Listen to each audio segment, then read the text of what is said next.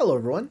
Welcome back for more of our reading of Fate Strange Fake. So, this chapter is like apparently the majority of this whole volume.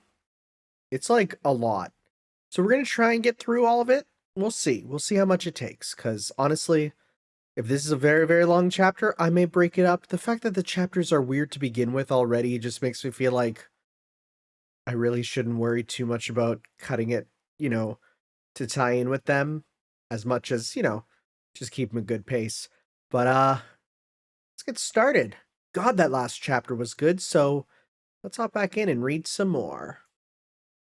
All right, so this is Ensemble versus Illusion. All right, Chapter 3, Day 1, Early Dawn. Ensemble versus Illusion. Crystal Hill Casino, which sounds like a Sonic zone. Everything on black. Gilgamesh was seated at the roulette table again, betting as hard as he had earlier. He was in the process of amassing a sum that even the casino could not ignore when a third party entered the fray. Me too. Everything on black. Who? Gilgamesh shot a sidelong glare at the man in the seat next to his, who had just placed a mountain of high-value chips on the table. What have we here? A remora out to steal my riches. I see an eye patch. Hardly. I'm not interested in the money. I just hoped I could get you to share some of your luck. The man who wore a gaudy eye patch said with a broad grin. I've got a big job after this. It'll be a real shot in the arm. The next moment, the roulette ball landed on a black number. Another round of cheers went up from the onlookers. Thanks. That's my good luck taken care of. I'll return the riches to your garden later. The man grabbed chips of the same high value as Gilgamesh's as he spoke. I'll return them to your garden. Hearing that turn of phrase, Gilgamesh questioned the stranger. Oh, eavesdropping on me talking to myself earlier, were you? Talking to yourself? You sure about that? With an easy smile, the man turned his gaze to Tine, who was still standing behind Gilgamesh. It's past midnight. Shouldn't you let the young lady there get some sleep soon? Tine gasped at the sudden attention, but it appeared that she was still invisible to the dealer and the customers. She tilted her head in puzzlement at the eye-patched man's words. I see. It appears you are no ordinary mongrel. Name yourself, Gilgamesh questioned, flashing an arrogant smile. The eye-patched man had caught his interest. Oh yeah, there he is. Again, I didn't picture the long hair. I pictured him looking 100% like Ramon from King of Fighters. This is probably a better design. Also, yeah, that's just business casual Gil. Hansa Cervantes. Oh, like Soul Calibur. The man answered, rising to his feet and donning the coat he had been carrying under one arm. In a flash, a cross necklace was dangling over his black coat. The dealer and other customers began to wonder, what's a priest doing in a place like this? Amid the ring of confused stares, the priest who called himself Hansa made a declaration that Gilgamesh and Tine alone would understand. I got here a bit late, but I'm this war's overseer. Pleased to meet you. With that, Hansa cashed his chips and headed for the exit. Before anyone knew it, 4 women were trailing behind him, who looked really cool in the manga. Like, really, really cool. Coupled with the casino setting, they produced a scene in which his clerical garments felt strongly out of place.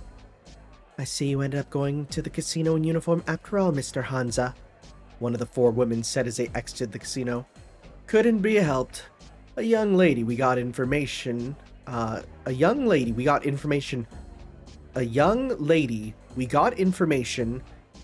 about, forgot a word, is one of the masters that entered the casino with the man who seems like a heroic spirit. I didn't have time to change clothes, but don't tell Master, okay? Hansa shrugged, addressing the group of women. You're the ones who need to get changed. Yesterday, a crater was made in that desert. Who knows what might happen tonight? He directed his steps towards a certain city institution. I'll go ahead and introduce myself as an overseer to a man I'll bet is one of the masterminds who caused this joke of a war. The police station. Interrogation room. Dawn was still far off. In the interrogation room of Snowfield Police Station, a bizarre interview was being conducted. So your name is... If you are troubled for a name to address me by, please call me Saber. The handcuffed aristocratic man answered the sour-faced police detective, sitting majestically in his chair. Saber? Like a cavalry saber? Well, ain't that creative. What drugstore did you find that sword we confiscated from you in anyway? A sarcastic query. The man who called himself Saber grasped the meaning and responded with a cheerful smile. I think I'll use that right to remain silent. It's my favorite sword. I'd be in trouble if there was a flood of customers and they sold out. You've got quite a mouth on you for a guy dressed up as a king or a knight or something. Quite perceptive. I see the officials of this country are of a superior order. Saber sounded impressed.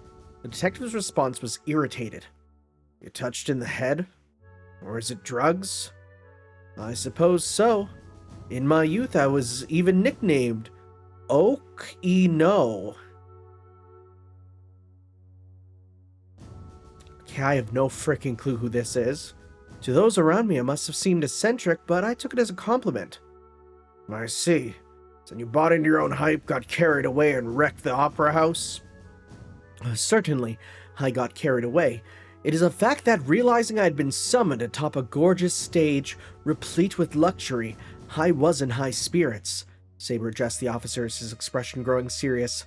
What you ought to do is look into what it will cost, and how many craftsmen it will require to repair the opera house. Inform me, and I will make amends. I'll have to ask the DA about that. In the first place, does a nut like you even have a chance in hell of covering the cost? If I said I didn't, I'd be lying. You got someone to foot the bill for you or something? The man called Saber had on, there we go, looked too authentic to have been bought at a local party goods shop. It had probably come with a hefty price tag. The detective in charge of the interrogation, having reached a conclusion, was attempting to draw some information out of the man when... if you like it, you may even finance it for me. I will not forget the favor. And you can quit screwing around! The detective banged his palm on the table. Saber brooded for a moment, grunted, then opened his mouth to speak. I won't say for free. I can show you a trick. You'll have the chance to see something that's likely beyond the bounds of your common sense. A magic trick? Yes, I'll be frank, it's quite something. You'll be amazed. Saber spoke with an innocent smile like a child's. The police officers exchanged glances, smirked, and decided to play along with the madman. In that case, why don't you show us what you can do in your condition? One of the officers said. Saber nodded, smiling, raised his cuffed hands, and gave them a shake. I have nothing in my hands. Do you agree? Look closely. Yeah? And now, I'm going to disappear. Huh? The officers were puzzled, not quite taking the man's meaning. Then, Saber's body vanished like mist. His handcuffs, left hanging in the air, fell to the table with a loud clatter. The officers were on the verge of panicking. They ran over their eyes over their surroundings, stretching hands to their pistols and stun guns at the hips. Where'd he go? What happened? Do not open the door! The uproar continued, but as soon as they took their eyes off the man's chair for a moment, he was back in the original position. The only difference from before was the handcuffs, which were lying empty on the table. The officers trained their guns on the man, wiping away cold sweat. Don't move! Do not move! I haven't moved a step. I told you, didn't I? That you'd be amazed? Saber said. Then he wiped the smile from his face, as if to say that the joke ended there, and addressed the police officers with a serious expression. Of course, I could have gone through the wall and escaped, or even done something to you, or taken my leave of the opera house without ever being seen. The blazing glint in his eyes projected an intimidating air, as if he was about to devour the officers' souls. In spite of which, Saber stubbornly endeavored to prove that he bore them no ill will. This is my way of showing you respect. Respect. Before the question of atoning for the crime of destruction, to make another shoulder the blame for it would be a knight's dishonor. If I behaved so, I would never be able to face the founding king of my native land, whom I love and respect. For that very reason, I ask you, who have proof of my power, to understand. I intend to make amends, but I do not intend to be restrained. I've merely come here to testify that that woman is innocent.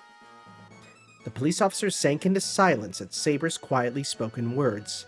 The content of the man's words were too out of place and absurd to believe, but an intimidating aura continued to emanate from him and force them to accept. That I do not eliminate you with force is the bare minimum of respect due to my noble intentions of loyalty to your task, dedication to public peace. I will abide your restraint until dawn. The word respect came out of Saber's mouth, but the police officers were regarding the man before them with looks of fear. Like frogs caught in the glare of a snake, they were rooted to the spot. It appeared that they were faithful to their mission before they continued to glare at Saber in spite of that. Saber, perhaps comfortable being the target of their animosity, spoke cheerfully. I will vanish with the dawn, so, well, you had better think how to gloss it over now. Finally, with an innocent smile, he tacked on a remark that really must have been mockery. If you like, we can think on it together. Police station. Conference room. Watching the events in the interrogation room on his desk monitor, the chief pressed his fingers to his temples and heaved a sigh. He appears to be entirely unconscious of the secrecy of the Holy Grail War. Then, furrowing his brow, he issued instructions to his secretary, who stood beside him. Exclude normal officers from future observation and interrogation. Assign it to members of Clan Calatin. Frickin', I don't know. I'm gonna say Calatin. Perform memory alteration treatments on all personnel in the room with him now. Understood. The secretary saluted, and as she did so, the chief took the sword lying on the table in his hand. This is the noble phantasm we confiscated from him? Yes, sir. He doesn't appear to be anything more than an ornamental sword, but that might be because his true name has not been released. No, this really is just an ornamental sword. I can't even sense a speck of magical energy. When he reached that point, a sudden realization struck the chief. Just now, when he assumed spirit form, did the sword disappear? I can't say, sir. I was distracted by the monitor as well and didn't notice. According to the report from Faldis' survey team, Gilgamesh had fired hundreds, maybe thousands of noble phantasms the night before. Now, however, not a scrap of them remained. Of course, there was always the possibility that Faldis was lying, but it seemed more probable that some force had acted to retrieve the fired noble phantasms to Gilgamesh's treasury. There are still a lot of black boxes in the Holy Grail War. It appears we'll need some thought to the relationship between heroic spirits and their equipment. With his eyes fixed on Saber's sword, which he was actually holding in his hands and touching, the chief ruminated on the future. I'll ask Castor for his opinion later, although I doubt he'll give me a straight answer. Then he replaced the sword on the table and directed his steps towards the entrance of the conference room. I'll meet with the woman who appears to be Saber's master. Isn't direct contact dangerous? The secretary let her unease show through. If I pawned it off on a member of Clan Calatin, frick, why can't I say that name? It's just the one that's always gonna give me trouble, and it's the one that's almost English. Then it turned out to be a trap, it would still be risky, the chief answered in frigid tones. If I didn't have the resolve to put myself in harm's way, I never would have chosen these tactics. Time for me to take a sippy of my drink.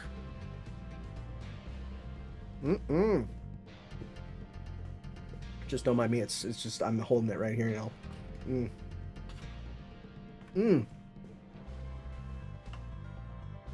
Peach tea. So lovely.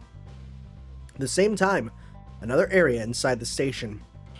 Ayaka, who had finished her interrogation and been stuffed into the holding cell commonly called a jail or a police cell, was exhausted. She lay face up on the bed, still wearing her glasses. Surrounded, not by iron bars, but by walls and a door, She was now completely isolated. It was a far cleaner room than Ayaka had anticipated. If you let out how cramped it was, the cell seemed more agreeable than camping in a tent or worrying about mosquitoes and ticks in a cheap hotel. Ayaka had learned that in America they made no special distinctions between jails, detention cells, and prison. Then again, she wasn't clear on the difference herself. In any case, it didn't change the fact that she would not be leaving for a while. She resigned herself, looked up at the ceiling, and decided to get some rest. But agitation kept her awake. Her head was full of the contents of her examination. Who was she? Where had she come from? Why had she been there? She seemed to be Japanese, so what was her objective in visiting America? A long litany of questions designed to sound out a suspect's past. It had been a painful, or reasonable, straightforward course of action, but Ayaka had found it unbearably painful. Oh, I hate it. I hate it. Even remembering it is a pain. No, that's wrong. I'm not annoyed. I don't want to remember because I'm scared. While traveling this country's vast expense, she had been able to forget the past. She had been able to run from her sins. For a while, I didn't see her, but the red-hooded girl who appeared at the opera house, picturing the smile beneath her hood, made Ayaka's whole body break out in a sweat. She had been made to ride an elevator several times while she was dragged through the station, and every time she had been on tenterhooks. She did not know how many years it had been. She had done her best to not even enter buildings that had elevators, because she knew the instant she set eyes on the elevator, the red-hooded girl would be standing behind her.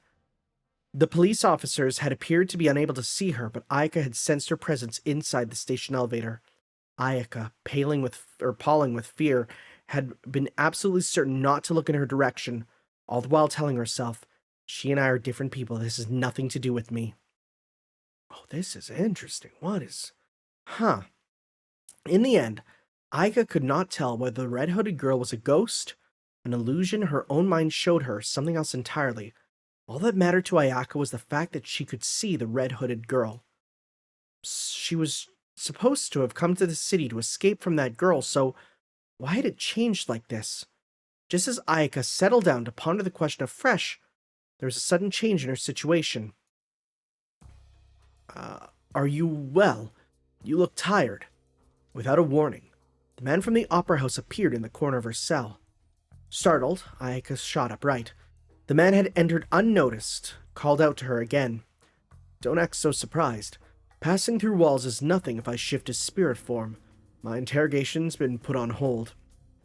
I was put in a cell a little farther down, so I came to check in on you. The man had easily penetrated the locked isolation cell. Perhaps he really was some kind of spirit. There was far less distance between them than there had been at the opera house, and Ayaka stood up so as to be on her guard. Pressing her back to the wall, she opened her mouth to speak. I thought I told you to leave me alone, she bluntly inquired. You're not my master, are you? The man asked back. That's right. I'm not your master or anything else. Ayaka meant her answer as a curt refusal. When the man heard it, he grinned like a mischievous child. I guess that means I've got no need to obey your orders then. Now I can bother you all I want. I'm going to take personal care of you, so be prepared. The man sounded cheerful. Ayaka shook her head. She had enough. Please, just leave me alone. As much as I love to grant the wishes of the common people as best I can, there's a reason that won't do. A reason? In the face of the dubious Ayaka, the heroic spirit got straight to the point. I think it's due to the rites built into your tattoos. It looks like my magical energy lines are connected to you, instead of the mage who had my command spells. What? The man's abrupt manner of speaking caused Ayaka to knit her brows. In other words, I get magical energy from you, and that allows me to materialize in this world. That means our fates are linked, even if it isn't a proper master and servant relationship, he lightly announced, then continued to the dumbfounded Ayaka. Without you, I probably wouldn't be able to manifest in the first place. I'm in your debt. Thank you. The man held out a hand to shake. Ayaka brushed it aside and scowled at him. If you feel indebted to me, leave me alone. That I refuse to do. I will take good care of you, and bother you as well. I'll save you, even if you wail and rave that you don't want me to. After all, if you die, I disappear, and then I won't be able to obtain the Holy Grail. You're going to save me from something? Of course, from the other participants in this war. Master or not, as long as your magical energy lines are tied to me, you will naturally be targeted. This is the worst. Ayaka held her head in her hands. Oh, think positively, the man told her. Compared to having all your skin flayed off, being rubbed in salt, and being in the same situation, for example, you're much better off because you're not in pain. You give some extreme examples. I've often been told that I'm extreme in everything I do. The man sounded embarrassed, as if he had been complimented.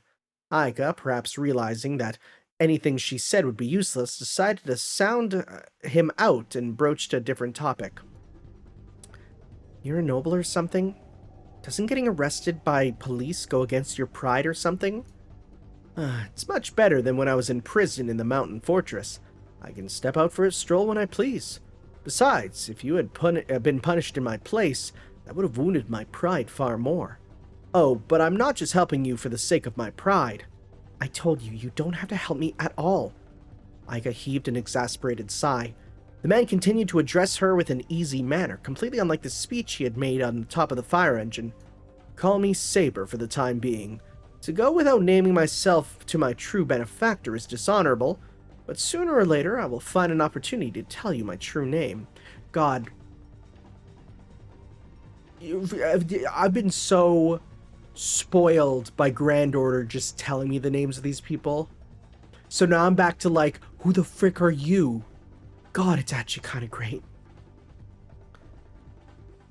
Saber then turned back to Ayaka with a serious air. Won't you tell me a few things now? What were you doing in a place like that? What are those tattoos? He inquired. After making a troubled face for a moment, however, he shook his head and posed a more serious question. Sorry. First, please, tell me your name. A hallway inside the station. The police chief, unaware that Saber and Ayaka were conversing in her cell, slightly quickened his pace toward the isolation cells. Just as he reached the elevator, however, a female station employee came running to him. Oh, there you are, Chief. There's a visitor to see you. Tell them to... No, wait. He planned to postpone it if it was a politician or someone of that kind, but there was also a chance it was Faldius or Kuraoka. Who is it? Or, sorry, wrong one. Who is it? Well, he calls himself a priest, but he looked pretty suspicious to me. A priest. The chief scowled. Another possibility had struck him. Before long, it became a suspicion, and the next words out of the station's employee's mouth proved it. All he'll say is, tell him it's about a cup stolen from Japan. He'll understand. In the city. On the roof of a particularly tall adjacent building, the woman assassin focused her mind on the police station below her, quietly adjusting her breathing. She had searched for information in the city, and learned that the Saber heroic spirit had been taken to the police station. After that, it was merely a matter of slipping inside and carrying out the assassination, this time in perfect form, or so the woman assassin had thought. Now that she had surveyed the station, however, a terrifying fact dawned on her. A great number of mystic barriers had been erected on the side of the police station, transforming it into a fortress that completely shut out all those except those who approached it through the legitimate entrances. Even if she were to erase her presence and attempt to get in through the front door, barriers designed to expose such subterfuge were set up 5 or 6 layers thick. The bounded field had been formed so skillfully that it was hidden even from the nearby mages. She'd passed by it during the day and not noticed a thing. As a result of more focused observation, she detected the presence of several mages inside the building.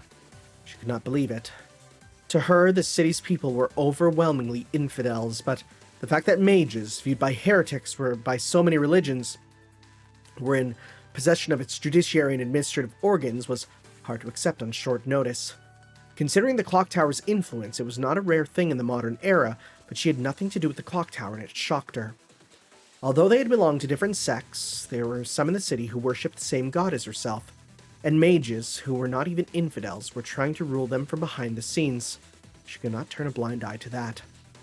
It was unthinkable that an organization had erected a bound field on such a large scale was not involved in the Holy Grail War being conducted in the city. More importantly, her enemy, the Saber heroic spirit, was within.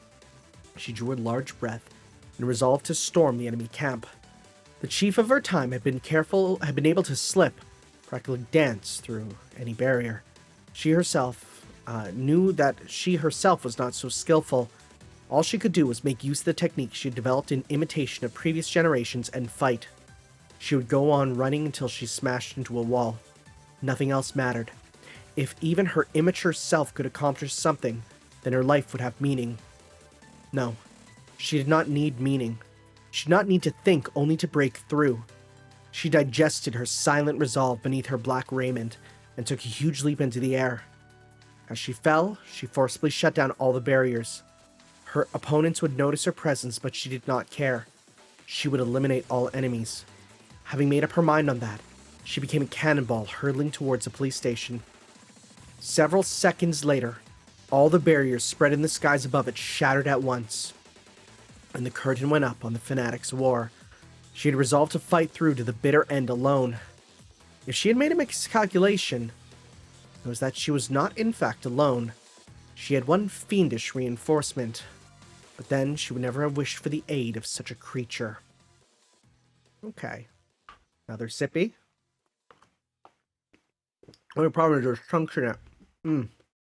It's like a chunky peach drink, which is delicious, but terrible for doing reading with. Anyways, in front of Crystal Hill Casino, the entertainment district. Casino, huh? Looks fun. Flat, who had been wide awake since being interviewed in front of the Opera House, was roaming through the entertainment district. Amid the dazzling lights of Main Street, his attention had been captured by the still more dazzling neon of the casino. I could have sworn that casinos are forbidden to those under 21 in this state. Jack the Ripper, still in the form of wristwatch, chided him. Oh, I can't go in then. That's a shame. I haven't had a chance to play in ages. Been in one before, have you? Jack sounded surprised. Flat wistfully recalled the past as he answered. Oh, this is interesting. I'm from Monaco, you see. There's a really big casino boat that floated on the sea near my hometown. I used to play there. He had an age limit too, but after a bit of this and that, the owner gave me special permission. He asked me to show him what magecraft I could use in exchange, though, so I did.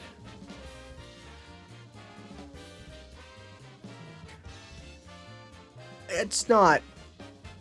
Every time a casino comes up now, I'm always a bit like, right? But this one, unlike the last one, this one actually makes me think, oh god, is that actually who? Oh, never mind, we're talking about it. Let's go. All right, I see words, and here we go. I was gonna say, I wonder if it's gonna be that, and here we are. We're talking about that. Truly, you live in a way diametrically opposed to my image of a mage. Oh, you flatterer. No, it's not my place to speak. If that is how you choose to live, then do as you like. I only pray that other mages do not do away with you. Jack sounded exasperated, but something in Flat's story seemed to have aroused his interest. He decided to continue asking about the casino boat.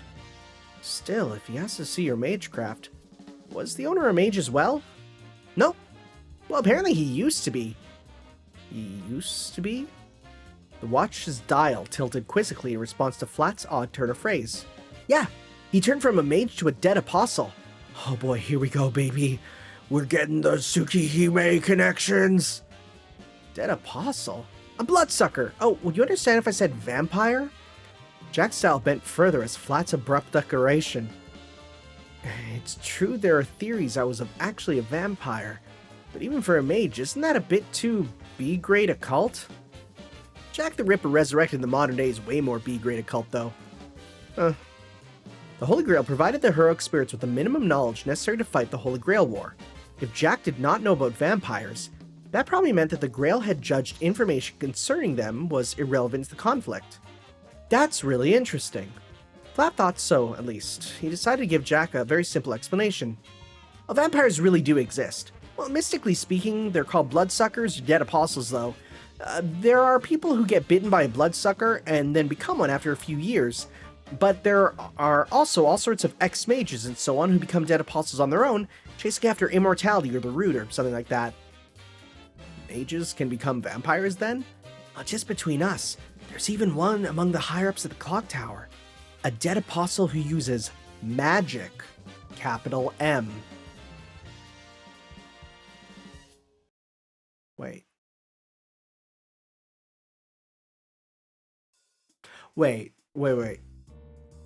Is that...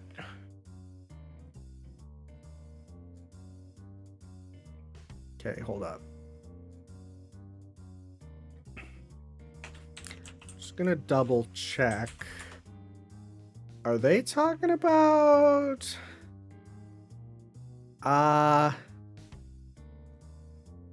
Wait. Because he's...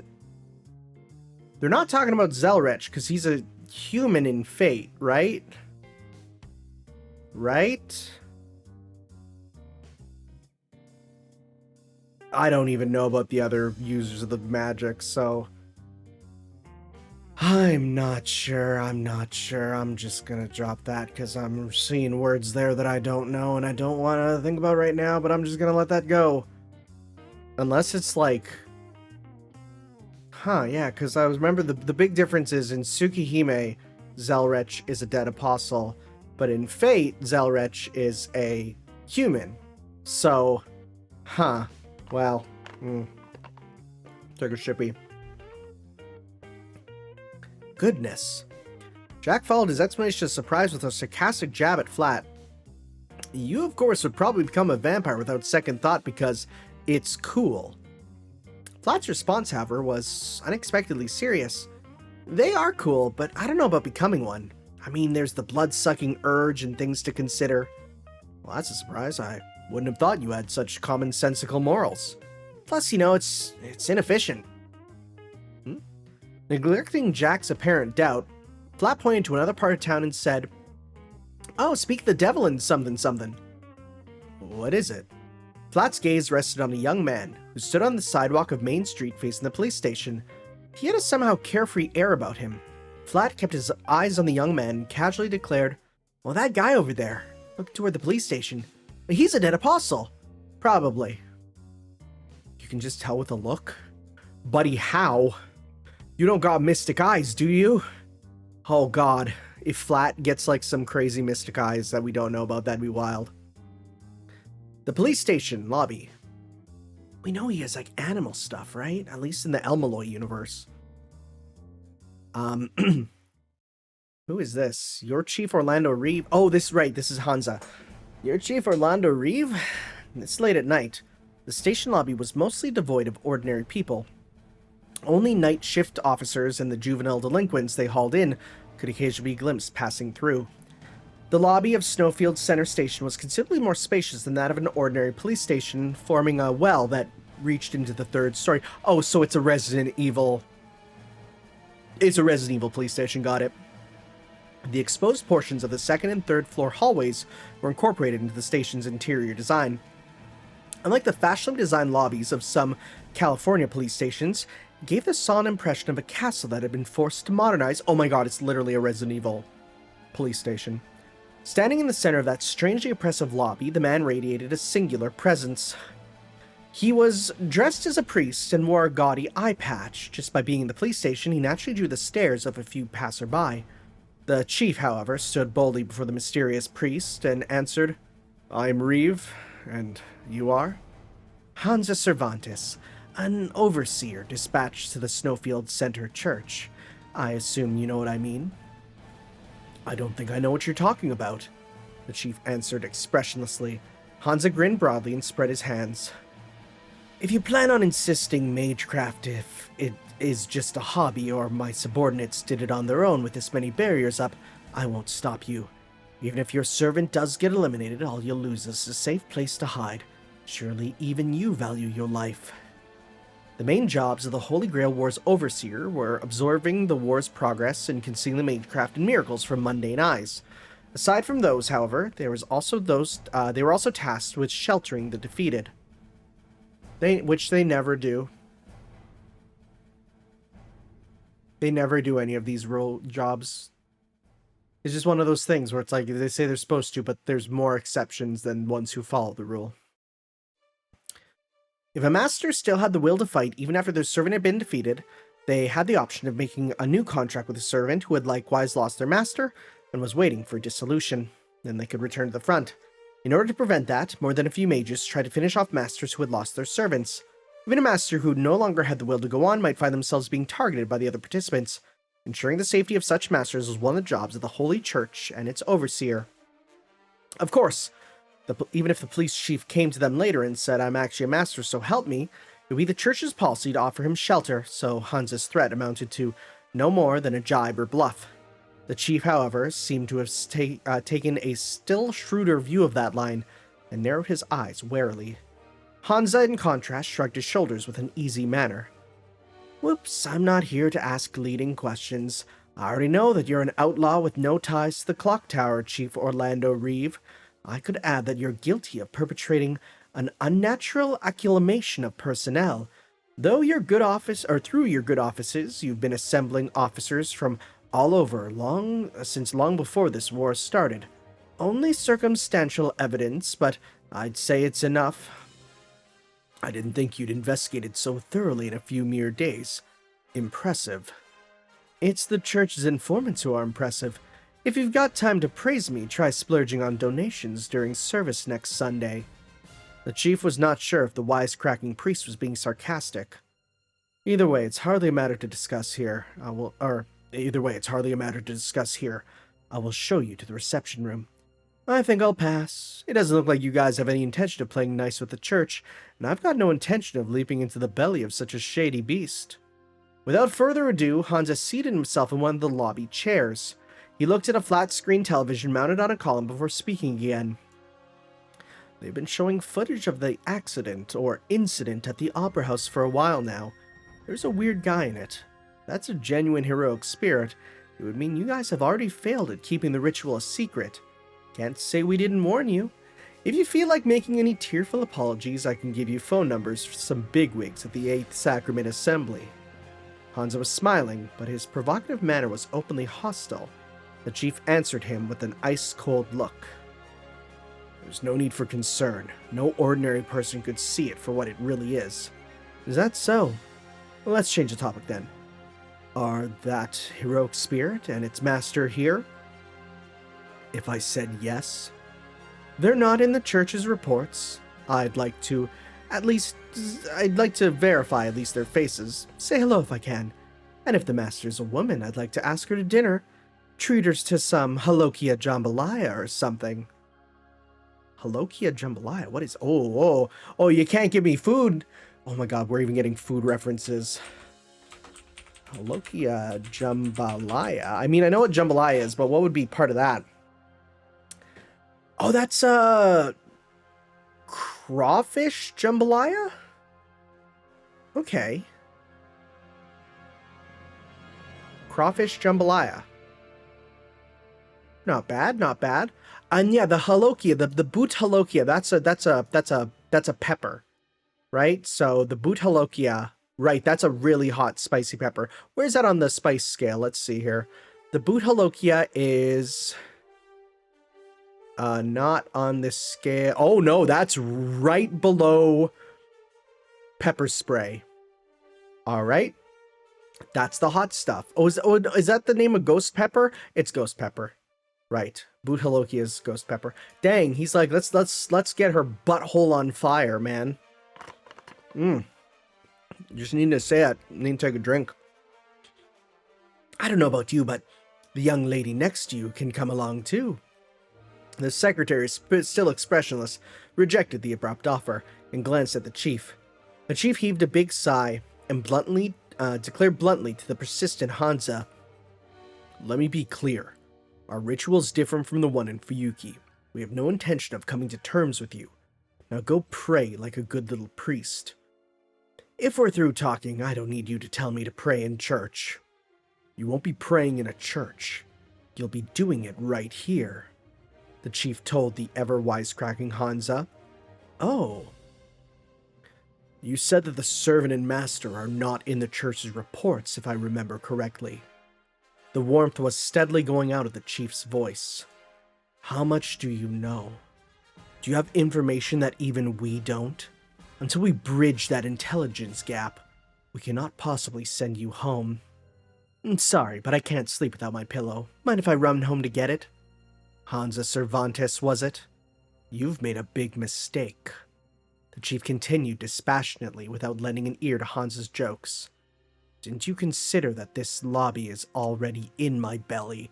That sounds threatening, but it also sounds kind of cringe. Vor. The chief's tone grew colder. That was when Hansa noticed. The ordinary people he had sporadically glimpsed in lobby had completely disappeared. Clearing out the people, huh? Even the officers and receptionists who'd been hanging around were gone. In their place, a succession of police officers filed in from multiple entrances adjoining the lobby. All of them were staring coolly at Hansa, and lined up so as to surround him. These guys aren't your average cops. Just their bearing and the way they walked was enough to tell them that they received more than ordinary police training. At the same time, they'd clearly not been brainwashed. They were standing in this cleared-out space of their own wills. Seeing the situation he was in, Hansa, still seated in his chair, glared up at the chief's face. If you're going to arrest me, what are the charges? Earlier, I believe you said, surely even if you value your life. I sense danger in your speech and conduct. I've received an undeniable threat. You watch too much TV, Chief. You do not have the right to remain silent. Nothing you say will be used in a court of law. You do not have a right to an attorney, and no one will be provided to you. Be prepared. Oh my god. The officers slowly began to close in as their chief made a sarcastic recitation. He was planning for this. Making enemies of us isn't a winning strategy. It doesn't look like I can do anything to you. Wait. Oh no. Making enemies of us isn't a winning strategy. It doesn't look like I can do anything to you. When you one-sidedly bully a guy like this, the relationship to an organization is likely to go sour. I agree. That's why I would like you to like us to share information amicably. The chief looked down at Hansa. His gaze was far from amicable. You shouldn't startle an ordinary, upstanding citizen like that. I might kick up a fuss. Hansa glared back, flashing a provocative grin. The situation seemed to have reached critical mass when the chief's phone vibrated and the mood of the room relaxed. Scowling, the chief took a step back and pulled out his phone. Naturally, he did not relax his vigilance towards Hansa. He cautiously put the receiver to his ear, at which point an inappropriately cheerful voice became audible. Yo, how you doing, bro? If you have business with me, we can talk later. I'm in the middle of something. The chief, hearing Castor's voice, leapt to a curt reply. Castor, however, delivered a warning without listening to his master's voice. Get out of there right now, bro. That or get ready to meet with an enemy. Meet the enemy with everything you've got. You totally cut off telepathy on your end, so I had to reach you with the blessings of civilization. What do you mean? How do you know something like that? That's a trade secret. Well, good luck. With that, the call cut off. The chief scowled. Good lord, he's a hard man to deal with. But he did not seem like a prank call either. The chief was already aware that Castor's intelligence gathering skills were abnormal. But what did it mean now that he progressed to issuing warnings in real time? No sooner had the doubt crossed the chief's mind, however, than... crackle. Every vein in his body set up a distorted wailing. To be precise, the magic circuits that ran through it did. The barriers. Shit, what's going on? The anti-mage barriers, erected many layers thick, had been destroyed in an instant, with a force like a missile plowing into a shelter. Picture slipping through the security system of a bank or an art museum without triggering it once, and successfully carrying out a theft without even allowing the fact of your infiltration to be noticed. That was the kind of barrier breaking the chief had envisioned.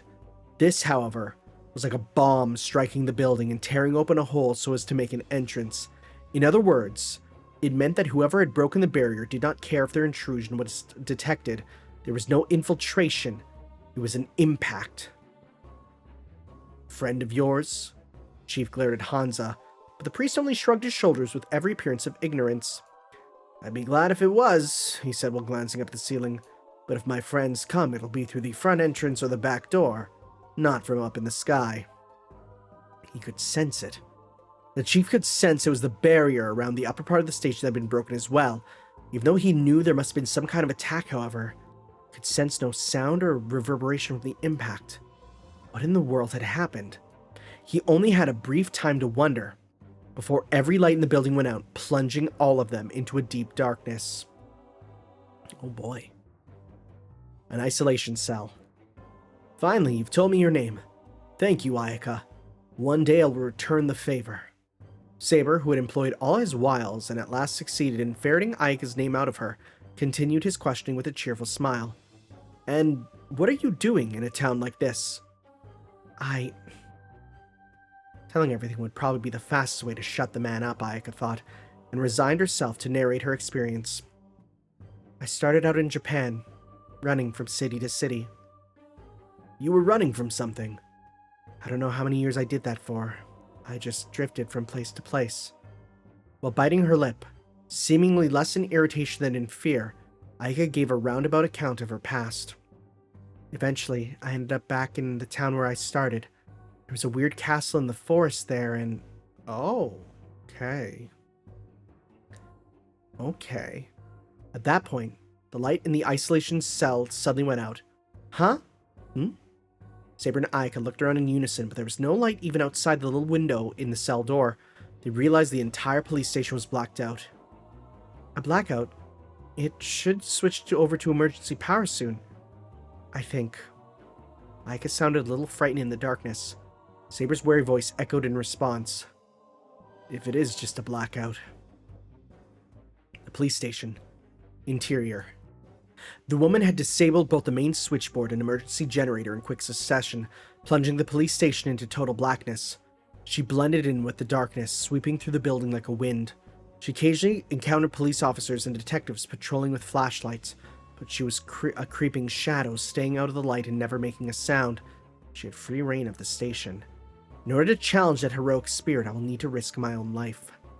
She had mentally prepared herself as she raced through the station's long passageways. The special training she had undergone meant that she needed no light to move. Sensing the movement of the air, the flow of magical energy, and the echoing sounds of wind, she was able to see her surroundings with her entire body, and even sense the flow of energy within them. This was another one of the arts attained by the great chiefs. Meditation sensitivity, Zabania. A superhuman sensory ability that enabled her to feel currents of power, such as magical energy, water, electricity, or wind, whether natural or artificial, as if it were part of her own body. She had made use of that power to locate the station's power source and destroy it. That done, she made for the highest concentration of magical energy. Flowing down the stairs like the waterfall, she finally arrived at the space filled with disordered currents of it. That is, at the most spacious place in the police station, the front lobby. At almost the same time the woman assassin leapt into the lobby, the uniformed man in its center deployed magecraft to light the space, matching the positions of its existing lighting features. A mage. Assassin promptly dematerialized, but even she was no match for the speed of light. In the instant before she disappeared, Assassin's image was burned into several pairs of eyes, the mage's among them. A shadow dissolving into light.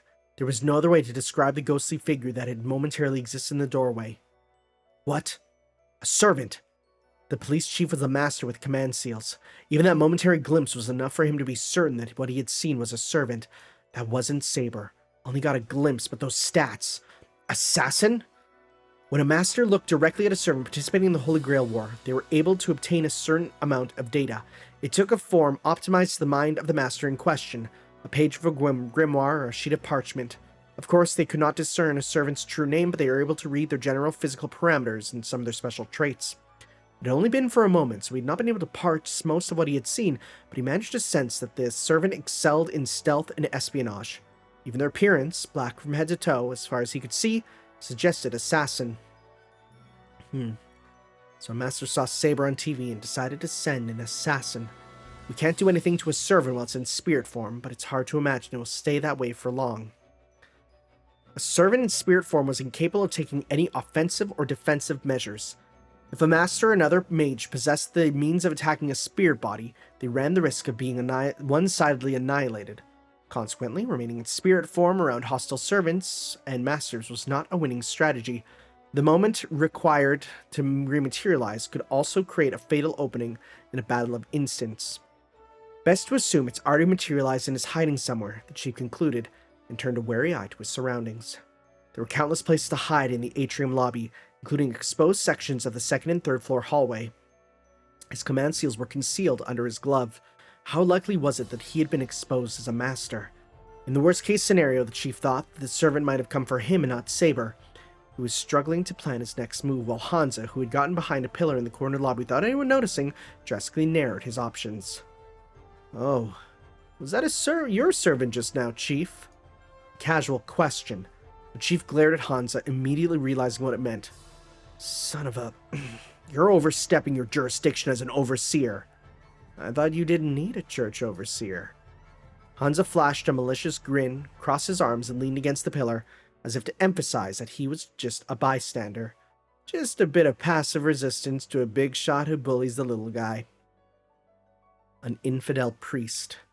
If he was an overseer come to confirm the existence of the Holy Grail, then he was a target for assassin to be wary of. If, on the other hand, he really was a neutral party and been dispatched simply to verify the Grail's authenticity, then she had no reason to seek his life than that of any other infidel in the city. The chief, however, she could not overlook. The overseer had asked him about his servant, taking into account the many-layered barrier around the station and the fact that he was both a master and a person of status. Even she, ignorant of constitutional government, could easily guess that the man who appeared to be the chief of the police was probably involved in this Holy Grail war at a fundamental level. In her mind, priorities shifted. At the present moment, the police chief right in front of her took precedent over the knight of the opera house. She would capture him, then extract information about the masterminds behind this Holy Grail war. Judgment, she decided, would come later. Assassin materialized in a blind spot of the third-floor hallway and fixed her aim on the chief. She prepared the most suitable noble phantasm for capturing the mage for use.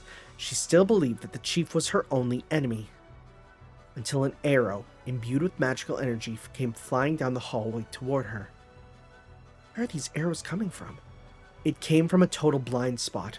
Without the keen sense she had acquired to run in the dark, she would not even have time to notice that she had been attacked until it struck her. Picking up the disturbance of nearby magical energy and the faint creak of a bow being drawn, she realized she was being targeted. The woman assassin twisted, flexing her joints farther than seemed normally possible, and evaded the arrow that had been closing in on her heart. It flew straight down the corridor and struck what was, from the shooter's perspective, the opposite wall. The impact wrought incredible destruction. The wall burst open. The room beyond peeked through a hole bored clean through the reinforced concrete. She did not know how it had destroyed the wall. All she knew for certain was that the strike had been powerful enough to bring down any human, possibly even a heroic spirit. An isolation cell. What was that sound? Ayaka asked uneasily in the darkness. The crashes sound like something breaking. Far off, but definitely in the same building. Maybe someone's come after you. I suppose it's possible. That might be the other way around, but... it might be... Maybe someone's come after you. I suppose it's possible. I think that's what it is. Pale light sprang to life around them as Saber spoke. A soft firefly glow filled the isolation cell and illuminated Ayaka's blank stare. Water droplets about the size of marbles hung in the air. The light came directly from them. You can use magic. Not magic. Magecraft. I'm not sure I understand the difference. Magecraft is what humans can achieve themselves with enough time and effort. Magic creates miracles beyond the reach of modern man, or so I'm told. I'm not a mage myself, so I don't know the details, but apparently the advance of science has turned most magic into magecraft. Saber spoke like it had nothing to do with him. Ayaka stared quizzically at the water droplets serving as a light source. At that, Saber just shook his head a tad apologetically. Just so you know, I didn't make these. What do you... Before Ayaka could finish the question, Saber disappeared. Hey! Left alone in the cell with the shining droplets, Ayaka flopped back down on the bed with a sigh. A few seconds later, she got up again. The door of the isolation cell clanged open, and Saber stepped through it as if nothing out of the ordinary had happened. He jingled a bunch of keys and grinned broadly. I secretly borrowed the keys. Borrowed? Jailbreak. It's a bit thrilling. Where'd your knightly honor go? Ayaka sounded exasperated. I still intend to make reparations for the theater, of course. I also mean to keep my promise to remain in the custody of the officials here until dawn. Before that, however, I'll get you to a safe place, Saber declared, his eyes shining with excitement. Have you considered that this cell is the safest place for me? I wonder about that. The police station is odd. Apparently there are bounded fields set up all over the place. Saber sounded as if he was repeating what someone had told him. Ayaka frowned. Apparently? Who said so? Saber held the cell door open with a fearless grin. There were no sign of jailers outside. All that could be heard was the clamoring and shouts of protest from other inmates. Saber took Ayaka's hand and walked out of the cell block. The shining droplets floated ahead. Well, you see, it's complicated. I don't really get it. What do you mean bounded fields? There are mages in this police station? More than that. Apparently, they're designed into this building's construction. I was worried that, worst case scenario, everyone in this building might be a mage. Judging by my interrogation earlier, however, that doesn't seem likely. Saber's expression suddenly grew serious. But this police station was definitely built for mages. If it's connected to the Holy Grail War, then this commotion doesn't bode well for us. Why not? They probably originally intended to offer us an alliance, or at least try to get something out of us. But if those vibrations came from another servant's attack, they'll probably try to get rid of you before you have a chance to turn against them. Apparently there's a good reason to do so. What do you mean a good reason? Saber fell silent for a few moments, but when he reached a point a short distance removed from the cells, he started to mutter under his breath. It sounded like he was objecting to something. Hey now, tell me things like that sooner. If I'd known, I'd have cut down the door and gotten her out at once. Who's this? Who are you talking to? Oh, sorry, just pretend I'm talking to myself. That's a terrible thing to say. What? You can't just be like, just pretend. That's even worse than saying I'm talking to myself. I need another drink. God, I love this story, though. It's so good. He still spoke as if he were reporting something he'd been told. Apparently, there's a spell built into the ceiling of that cell. Designed to control the composition of the air and to suffocate the human inside. Oh, jeez. The lobby. She noticed the shooter's appearance as she dodged. A young woman dressed as a police officer. Oh, right. I forgot about the fact that they all have noble phantasms.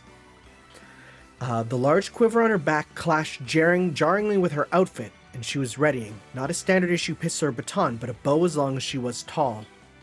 Noble phantasm. That woman must be a servant. The woman assassin sensed at a glance that the bow was a noble phantasm, and judged that an archer servant contract with the police chief was dressed as a police officer and mixed in with station employees. The woman had a presence of an ordinary mage, so she must possess a skill that concealed her nature as a heroic spirit. A proper master with command seals could doubtless have told at a glance, but she had no master and thus no way of checking. Having concluded that her opponent was a servant, Assassin immediately shifted to an offensive posture. She controlled her center of gravity in order to start moving as she landed. The instant she did, however, she got the faint sound of rubber soles rubbing the floor right behind her. Assassin felt a chill.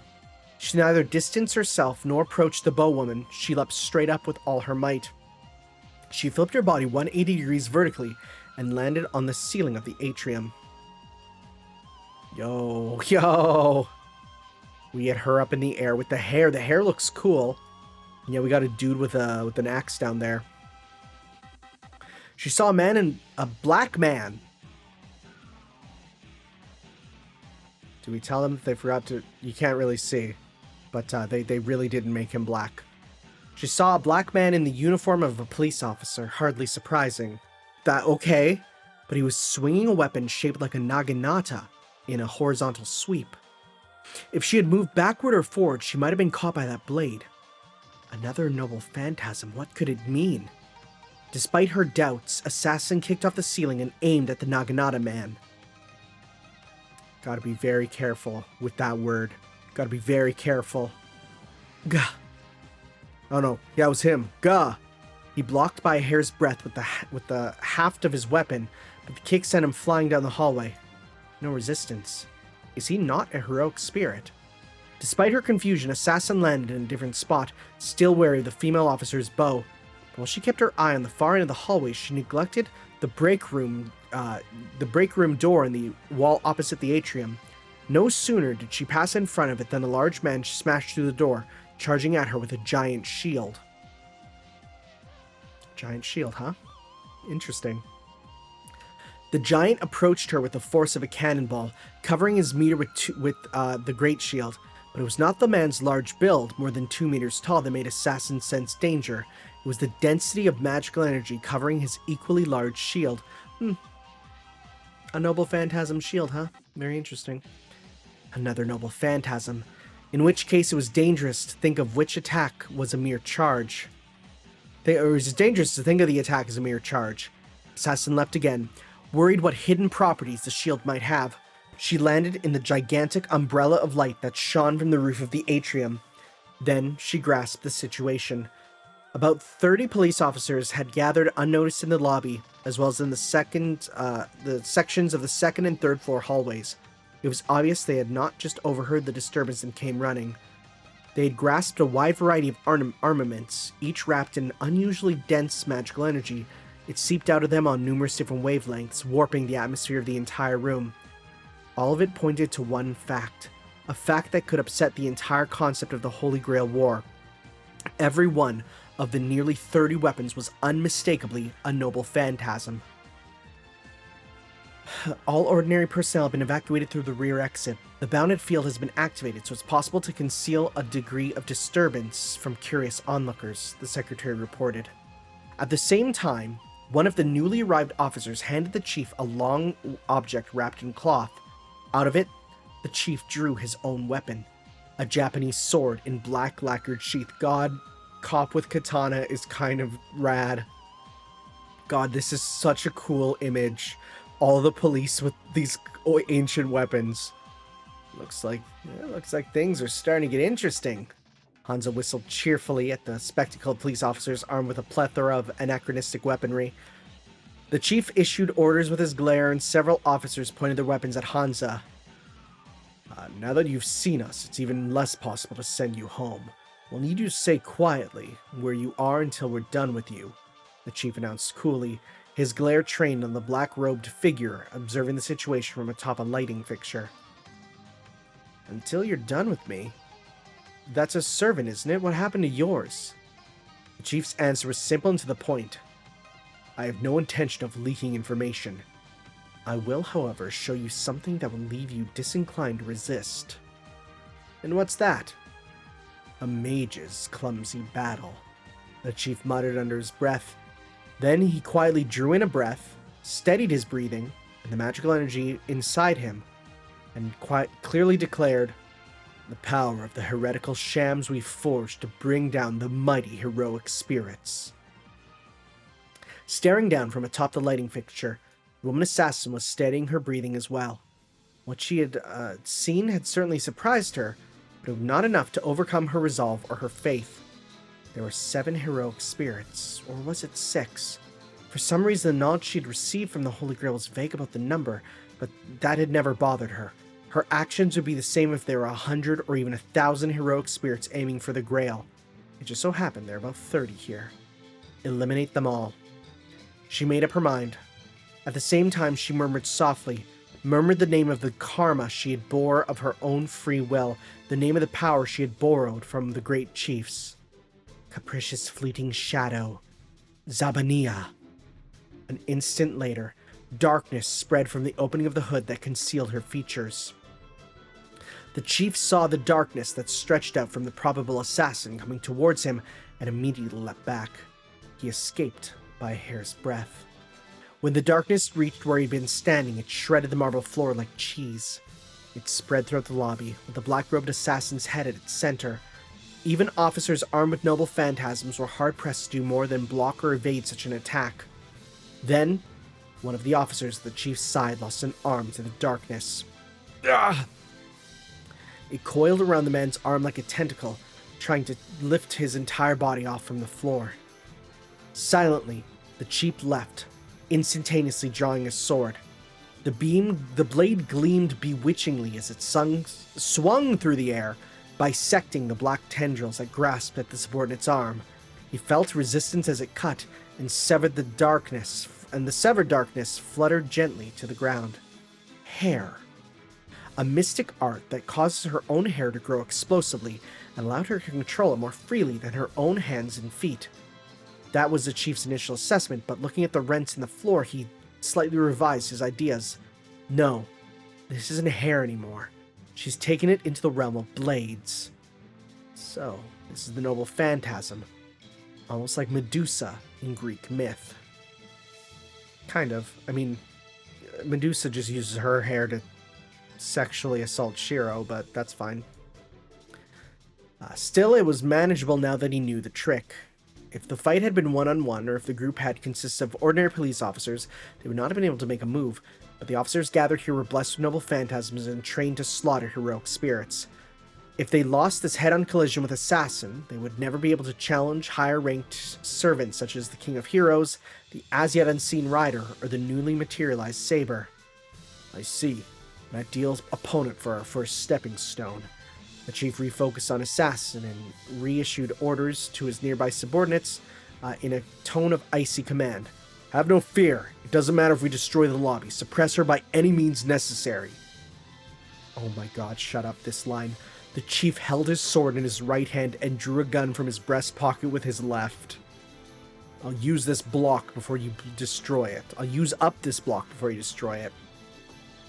It was a mystic tool, loaded, not with ordinary bullets, but with special round designed to activate spells. Oh my god, this is really good. The chief aimed his gun up and fired, as if to signal a shift from defense to offense.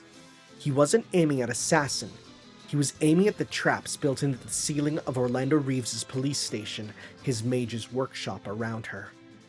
The built-in magecraft activated, temporarily strengthening the barrier around the police lobby and isolating almost as thoroughly as if it had been in another world. If a tank were to open fire at the lobby now, no one outside would hear a thing. At the same time, several demon beasts and several dozen evil spirits were summoned around Assassin and pounced on the intruder the chief designated with unmistakable hostility. Should I make the priest a target too? The chief wondered, glancing toward a corner of the lobby. He could see the eye-patched priest pouring coffee from a siphon on the reception desk into a paper cup, apparently unconcerned with the situation. The chief clicked, no, he can wait. The chief clicked his tongue in annoyance and turned his eyes back to Assassin, who was unleashing fresh hair tentacles from the ceiling. The evil spirits fluttered through the air, and the panther-like demon beasts circled Assassin, walking upside down on the ceiling. They would all pounce simultaneously, and the officers with long-range noble phantasms would fire in unison, shooting through spirits, demon beasts, and all. It was a brute force approach, but it would be enough to measure whether or not their attacks would work on the heroic spirit. The chief recited a brief incantation to control his familiars, and the evil spirits lunged toward Assassin in unison. The officers readied their noble phantasms, then... Ichor of Reverie. Zabania. No one in the lobby caught the black-robed figure's murmur, just as only one other person could hear the song that emanated a moment later from the assassin's throat. What the... Hansa was about to sip his coffee, now lukewarm due to the blackout, when the cup nearly slipped through his fingers. He pressed his hands to his ears and turned to look at the source of the sound. He could see that the heroic spirit was indeed singing through an opening of hair. Narrowing his eye, Hansa attempted to rationally analyze the sound. Well now, that lady's got a range most people can't hear. As he said that, the noise was inaudible to the chief and his officers. That didn't mean their bodies were deaf to Assassin's song.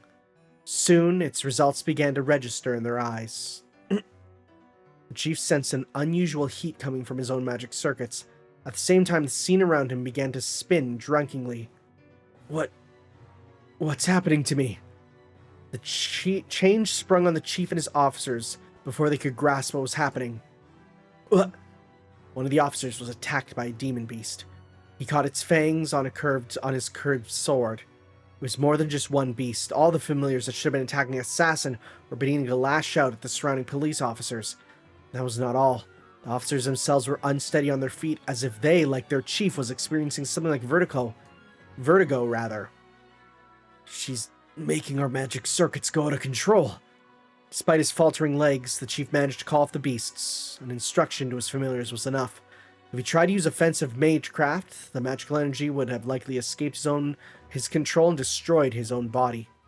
It probably has a direct effect on the brain of even a non-mage. It was possible that the reason for their intoxicated state had nothing to do with magic circuits, that something had directly delivered a direct shock to their brains, but at the very least it seemed to be entirely separate from the hair extending techniques. That was careless. She must have 2 assassination techniques worthy of the title Noble Phantasm. The woman assassin leapt from atop the lighting fixture, thrusting at a newly created opening in the officers' ranks. At the same time, the hair spread throughout the lobby began to converge, being sucked back into the black robes that covered her hair. The black-robed shadow leapt from pillar to pillar, seeming to ignore gravity. It was the same way she moved at the Opera House, and like then, it looked to anyone who saw it like she had split into countless copies. And like at the Opera House, she leapt out behind the man who appeared to be leading the police officers with the force of a cannonball. "Chief, behind you!" The chief swiftly turned, reacting to his subordinate's shout. He narrowly avoided the assassin's hand closing in on him. It landed on the head of the berserk demonic beast that had stopped in front of him. Then, cyber fantasy. Sabania. The heroic spirit whispered, and almost at the same instant the beast's head burst apart. Was that another noble phantasm? Just how many does she have? The chief groaned inwardly, but it did not look like Assassin was going to give him time to think rationally. She used the force of the explosion to flip over, and a weirdly elongated arm stretched out towards him from her back. Delusional heartbeat. Zabania! Seeing the length of his opponent's arm, the chief judged that even if he drew back, it would still overtake him. In which case, my only option is to cut through it, he judged and drew his katana. Its edge sliced into the long, warped appendage, but Assassin kept coming. She stretched out her hand to the chief's body, heedless of the blade lodged in her arm. Her fingertips were mere inches from the chief's chest when a loud gunshot sounded. An assassin was sent flying. "Are you unharmed, sir?" When the chief turned to... Oh, sorry, no, that's the secretary. "Are you unharmed, sir?" When the chief turned to look, he saw his secretary aiming a large revolver. It was clearly not police issue. Based on what it had done to their heroic spirit, it must have been another noble phantasm. The weapon ought to be too modern to qualify, but the potent magical energy seeping out of it seemed to declare that it existed since the age of gods.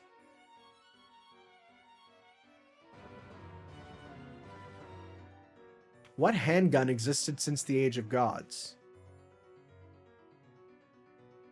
We'll just keep going. Because it's not that gun, right? No, because the Atlas Institute made it, so it can't be. Not even a heroic spirit could take a bullet fired from such a gun and emerge unscathed, or so the police thought. Witnessing the black-robed assassin return nimbly to her feet, they readied themselves for more. The chief called out to the enemy heroic spirit, putting distance between them and keeping his eyes trained on them all the while. "I'm surprised. It seems your master isn't stingy with noble phantasms. Judging by the number you just used in a row, they must be a mage with considerable reserves of energy. Ask your master if they'd be willing to form a united front against Gilgamesh." The chief considered it probably useless. He proposed an alliance anyway, in hopes of gauging his opponent's personality. Even if they refused, sounding out the relationship between this heroic spirit and her master might point him toward a way to resolve the situation. "You must have noticed the battle in the desert yesterday. Don't you think that eliminating those freaks would be to our common benefit? Ask your master that." "I have no master." Sorry, I missed that. I skipped ahead. Assassin's answer, however, was nothing the chief had anticipated. "I have no master." I'm sorry, I sometimes read ahead and I really shouldn't, but it's hard to because I gotta find whose voice it's gonna be. The voice of a young woman came from beneath the black robes. The chief already knew from the earlier whisper, presumably the name of a noble phantasm, but some of the officers blinked. I have no wish to serve a mage, nor do I desire the Holy Grail. What? The chief was dubious. Assassin's dark eyes showed clear determination. I will smash the Holy Grail war, which led the great chiefs astray, she declared, further increasing her alertness to the enemies surrounding her. Thanks to febrile inspiration Zabania, which made her skin as hard as demon realm crystal. Shut up, you can't just use that phrase. Shut up, come on. Come on, what are you talking about? What are you talking about with that? What do you mean demon realm crystal? That's just a new thing. You just made that up. She had suffered no direct damage from the bullet, but magical energy was rapidly leaving her body where it had struck. Perhaps it was the effect of the noble phantasm. If the bullet had actually penetrated flesh and made a deep wound, it would have depleted an average heroic spirit's magical energy on the spot. As they fight, they are adjusting to their noble phantasms. A mere few minutes of battle had convinced her that she was fighting humans, not heroic spirits. The noble phantasms, however, were unmistakably genuine. She did not know or care how humans are able to wield noble phantasms, but it appeared that they were not used to using them in actual combat. Even during this short battle, however, she could tell that their bodies were acclimatizing.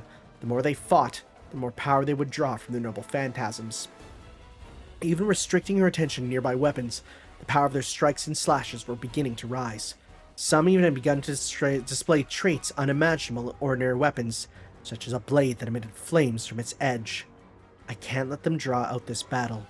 She had no reason to enter negotiations. She pondered how best to utilize the chief's techniques in the situation. She no longer needed to listen to anything her opponent said. Or so she thought. Don't be ridiculous. An archer with the independent action skill would be one thing, but if you fought like you just did without a master, you would have vanished a long time ago. The words of the man who appeared to be leading the enemy group tugged at her mind. She had wondered it herself. She'd been racing around the city for 2 days without rest and mostly without dematerializing, but she had not vanished. She was still brimming with magical energy. She had been thinking that her own immaturity had prevented her from properly channeling energy into techniques that comprised her noble phantasm. No, that doesn't matter now. The enemy in front of me comes first. And the woman assassin tried to drive her doubts into a corner of her mind and readjusted for combat. Those questions, however, were about to be answered, with nearly the worst answer she could imagine. Okay. Splendid! A mudslinging contest after my own heart. I'm assuming that this is him again. Without warning, the sound of clapping and a strangely cheerful voice echoed through the lobby. The voice was powerful and made everyone who heard it felt like they were suffocating. Each clap caused attention like the distant report of a sniper rifle. Who goes there? The chief called out, looking around. But the owner of this voice was nowhere to be seen. In fact, he had a feeling it was coming from the station's parking lot, outside the barrier. But that should have been impossible. The lobby was totally isolated from the outside world. The police turned to look at the front entrance in spite of themselves. Almost as if they'd been waiting for that, an abnormality appeared in the barrier. Its influence had turned the entrance pitch black, and now an index finger ran vertically down the glass part of the door, almost as if it was making an incision.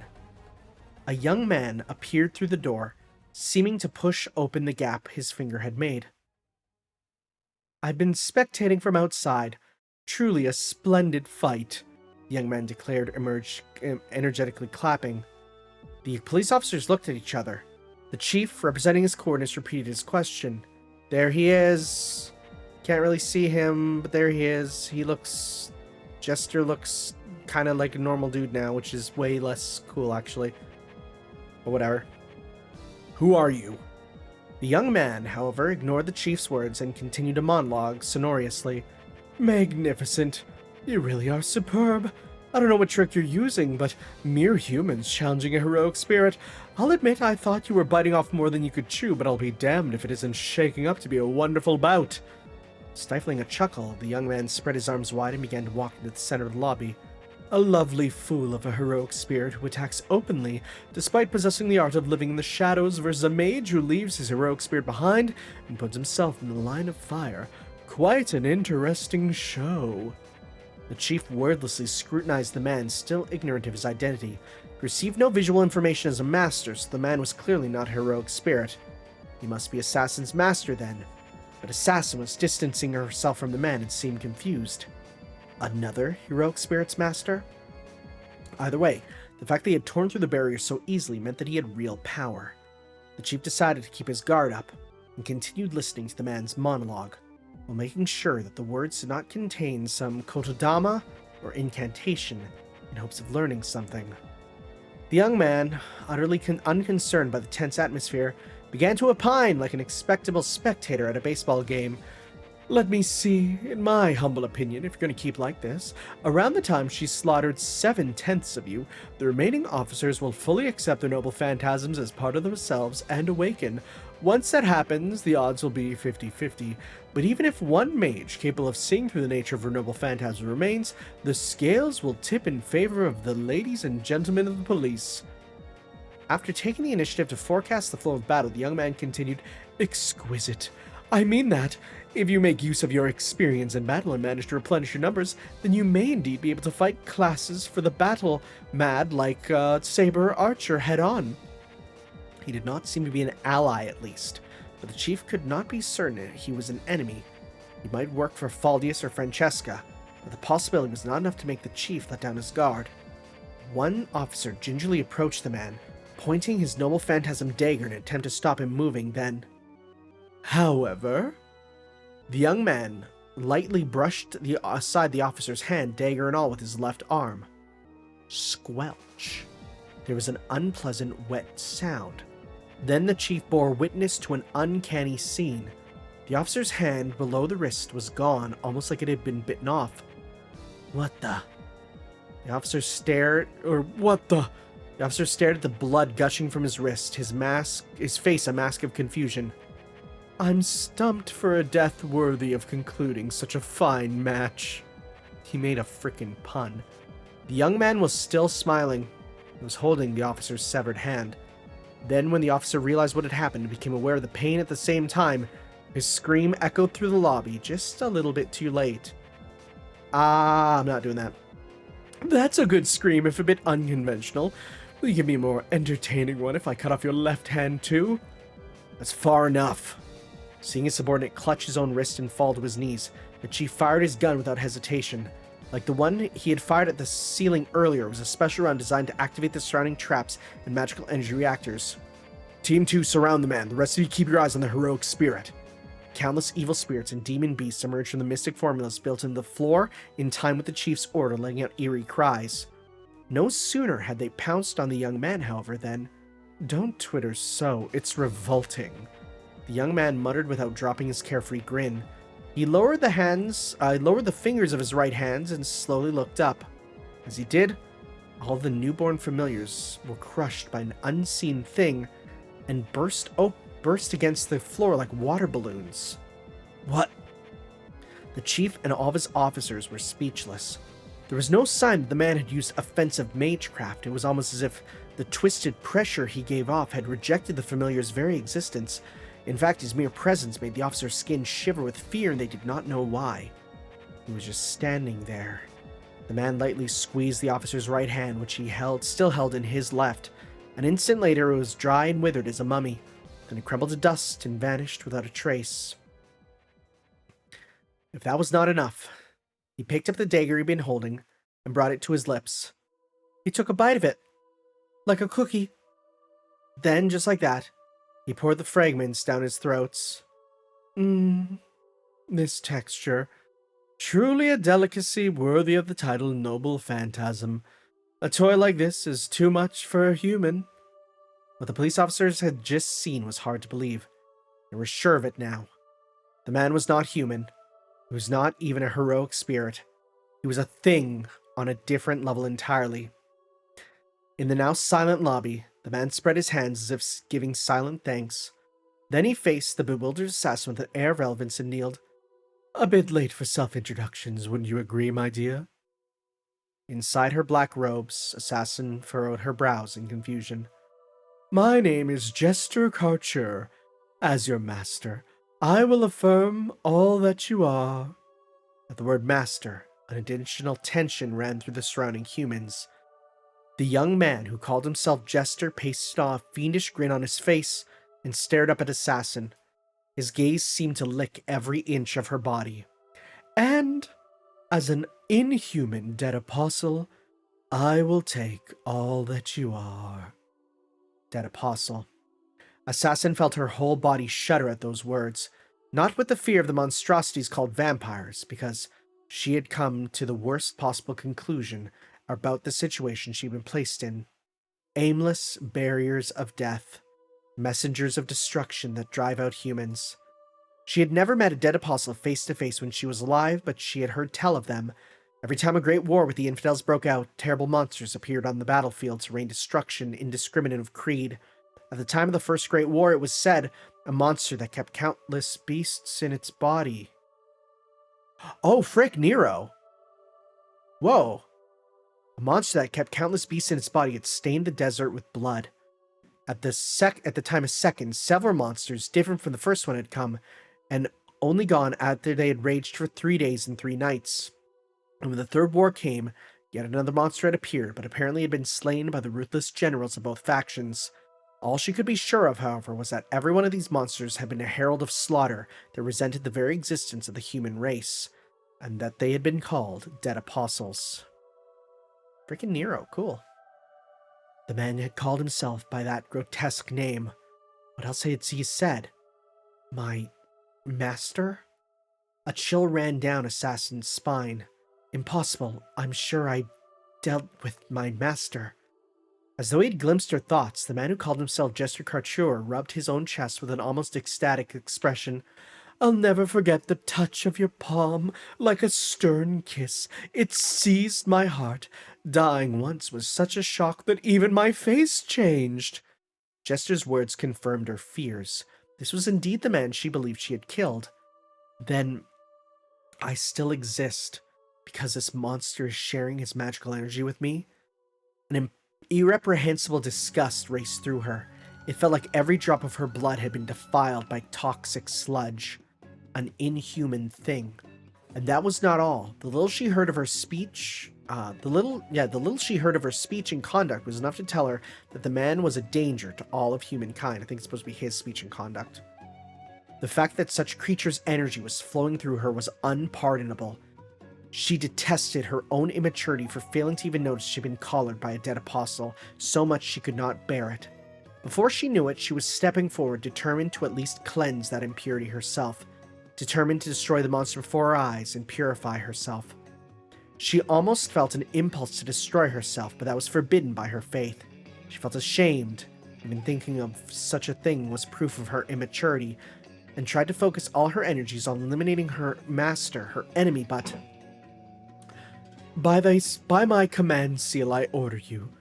Go as far from this city as possible, Jester said, grinning. What's he up to? At the same time, Assassin's body gave off light. Assassin tried to shout something. Before she had the chance, the light enveloped her entire body. And just like that, she was gone. Jester surveyed the remaining police officers, shrugged and declared, I suppose that's what they call passing the baton. I need the Holy Grail too, you know. What I mean to say is, why don't you bloodbags hurry up and drop dead? Somewhere in this city. A dead apostle? A dead apostle of vampires? Seriously? Castor, listening to the voice from the computer screen, clapped his hands in surprise. Communicators were built into some of the police officers' noble phantasms. He was not, strictly speaking, a mage, as they were a bit of a stopgap measure, but had gone through the motions and, with the addition of his noble phantasm modification skill, had managed to complete them. They are now functioning more as bugs than as communicators, but Castor considered this part of his after-sales service and felt no real guilt using them. Things keep getting more and more interesting, but are there too many unbelievable bits for a play? Who cares? I'm just here to watch and heckle this time around.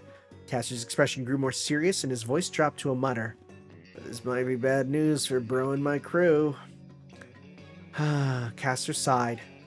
He was reminded of something that happened when he was alive. Okay, let's learn who he is. Paris, the first half of the 19th century. A time when a young Castor had only just arrived in Paris. When, out of desire to see a genuine Parisian drama, he had visited a certain theater in Saint-Martin. The title of the play was Le Vampire. After getting caught up in trouble several times, he had finally managed to reach his seat. Sitting next to him, however, was a rather eccentric man. Just when he seemed to be totally engrossed in reading a book, he would raise his head and jeer. "You call that a vampire? Rubbish." Or grumbled, "These actors lack imagination and creativity." I wonder if this is who I think it is. Castor thought it odd to be for a man about 20 years his senior to make such a fuss about such things. In the end, he decided to ask the man directly. "You don't like fairy tales like vampires, and what are you doing here?" The man shook his head and answered. "Vampires? A fairy tale? Preposterous. Okay, wait, no, maybe not. I don't know who this is. I thought that this was, for some reason, my brain went to this being frickin', Hans Christian Andersen, but probably not. I think it's way from more before the 19th century. They actually exist. I've met them. That's why I was looking forward to this play, but just look at that. You call that a performance? They don't understand the first thing about vampires, and they're not even trying to." I've ended up next to an amusing fellow, Castor thought. He decided to ignore the play and ask the man about vampires. I met the first one in Illyria.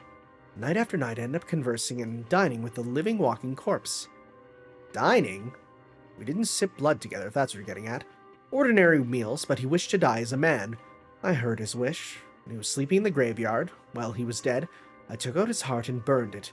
It was only later that I met a vampire in the true sense. One with more power came to see the man who he'd broken bread with and given eternal slumber to. A vampire. The man stared in the distance as he spoke, as if he missed the past. After he related his back and forth with the powerful vampire for a while, he uttered the vampire's other name. They're called dead apostles, and they're obviously different from evil spirits or fairies that possess people. Despite being part of the earth, they despise humanity. In fact, they are the planet's own shadows with wills of their own. They hate people. Yes, they do. I can't speak for every dead apostle, of course, but there is a clear wall between them and humans. A man-made blade could never penetrate it. Only a blade consecrated by God or some other power of the same kind can pierce them. In any case, if you think of them as just another kind of ghost or demon, you're very much mistaken. You're saying the vampire in this play is just an evil spirit? But I suppose it's only to be expected if the actors have never seen a real vampire. You don't need to have seen one to play one. Human imagination enables anyone to arrive at an illusion. The man responded in a calm tone. He went on to regale the youngster seated next to him and eager to learn on a variety of other topics, from various accounts of his own experiences to the makeup of the city of Paris, to tales of the Emperor Nero and literary recommendations. Tales of Nero? Is that a joke? Is this supposed... This is not Nero. That's not Nero. No, it's not. His conversation was unmistakably backed by experience. At some point, Castor ended up hanging on the man's words rather than the play. After a while, however, the man glanced back at the stage. His face changed color and began to heckle the actors again. "Oh, not like that. They're not ghosts that make you pale with terror." Wait, oh my god, wait. I just saw names. Okay, shut up. Suddenly the man announced, "I'm moving to a seat where it's easier to protest," and rose from his chair. Oh my god. "Oh yes, fate must have had a hand in this. Tell me your name." Castor answered, a little embarrassed to be asked by a man old enough to be his father. "My name is Alexandre Dumas." "Is that so? My name is Charles. Charles? Charles? Charles? Charles? Who could Charles be? I thought he'd be more important. Okay, let's see. My name is Charles. God willing, we will meet again." As he watched the man's retreating back, the youth prayed that he would indeed see that fascinating man again. Who the frick is Charles? Although Castor, Alexandre Dumas, did not know it then, the man he had just been speaking to was one of the most famous authors in France, and had written one of the works that had formed the basis for this Le Vampire. He would also be the one who would later introduce Castor to the literary world. Okay, hold up. Okay, so Alexandre Dumas. That's not the author of The Count of Monte Cristo, is it? Is it?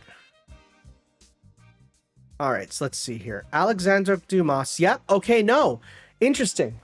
He's the author of The Count of Monte Cristo, as well as Three Musketeers. Interesting. Interesting. And who is this? Okay, I didn't know that there's the connection there. I'm looking to see who this Charles is. I'm gonna go Control F Charles. It's not Charles the 10th, is it? No. Charles Baudelaire?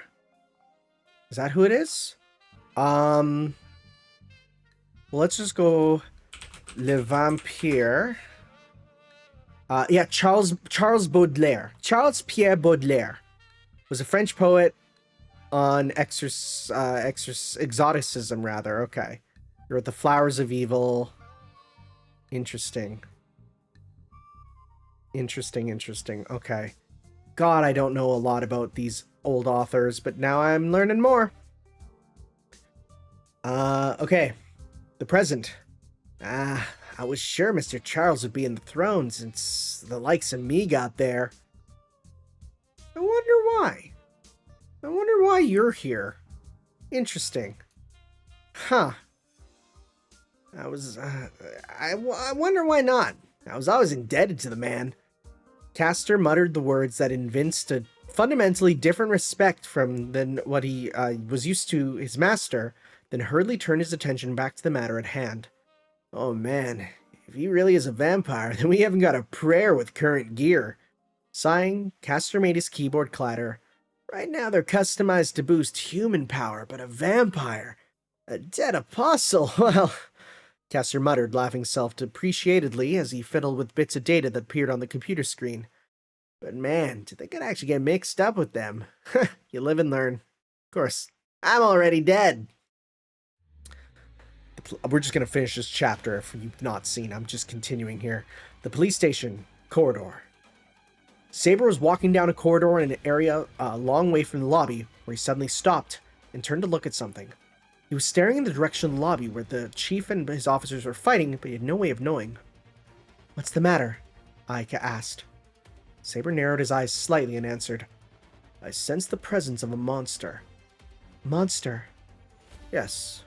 It's an old story. There's a hint of sadness in his expression, rare for a man who usually exuded a wild air. It was during a war. Monsters forced their way into a battle between me and my rival, slaughtering men of both camps.